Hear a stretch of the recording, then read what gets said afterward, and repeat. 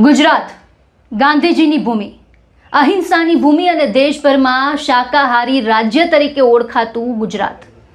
પણ હવે સામે આવેલા જે કેટલાક આંકડા છે અને રાજકીય આરોપોએ આ ઓળખ સામે કેટલાક સવાલ ઊભા કર્યા છે.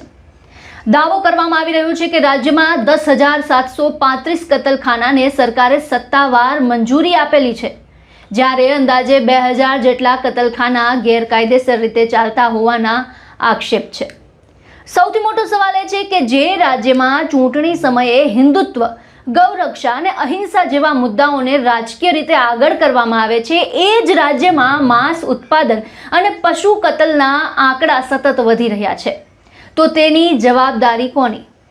કેન્દ્રીય કૃષિ મંત્રાલયના જણાવ્યા મુજબ ગુજરાતમાં માંસનું ઉત્પાદન છેલ્લા 3 વર્ષમાં સતત વધ્યું છે. 2022-23માં 31,629 મેટ્રિક ટન, 2023-24માં 33,161 મેટ્રિક ટન અને 2024-25માં 34,045 મેટ્રિક ટન. મતલબ કે છેલ્લા 3 વર્ષમાં માંસ ઉત્પાદનમાં ઉત્તરોત્તર વધારો નોંધાયો છે. માત્ર પશુઓ જ નહીં, પોલ્ટ્રી ક્ષેત્રનું કદ પણ મોટું છે. છેલ્લા કેટલાક વર્ષોના આંકડાઓમાં કરોડોની સંખ્યામાં મરઘાના કતલ થતા હોવાનું સામે આવ્યું છે. આ આંકડાઓ સામે હવે ગુજરાતની શાકાહારી રાજ્યની જે છબી છે તે અંગે ચર્ચાઓ શરૂ થઈ છે. બીજી બાજુ અમદાવાદને લઈને પણ ગંભીર આક્ષેપ થઈ રહ્યા છે. ખાનપુર વિસ્તારમાં ભાજપ કાર્યાલયની સામે જ માંસનું વેચાણ અને નોનવેજ રેસ્ટોરન્ટ્સ ચાલતા હોવાના આક્ષેપ કરવામાં આવી રહ્યા છે. આ દુકાનો અને રેસ્ટોરન્ટ સામે મ્યુનિસિપલ તંત્રમાં રજૂઆતો છતાં કાર્યવાહી નથી થતી અને રાજકીય રક્ષણ મળતું હોવાના પણ આરોપ છે.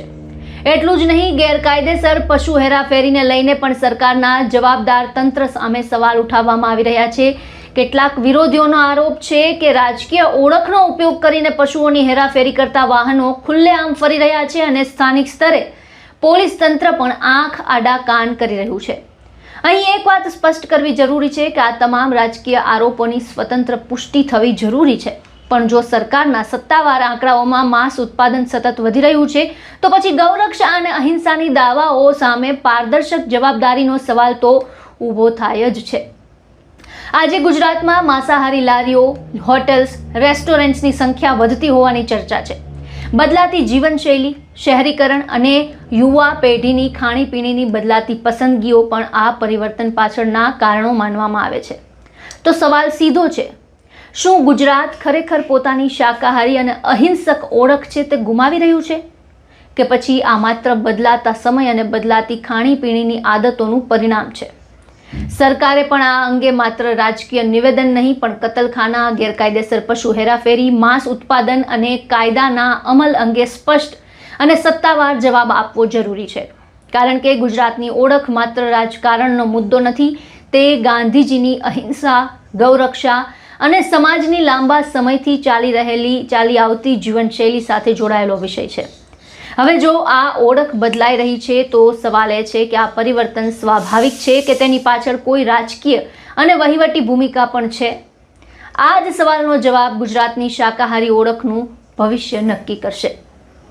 આ સમગ્ર મુદ્દે આપના શું વિચારો છે અમને કમેન્ટ બોક્સમાં જણાવો અને અમારી ચેનલને સબસ્ક્રાઇબ કરવાનું ભૂલશો નહીં.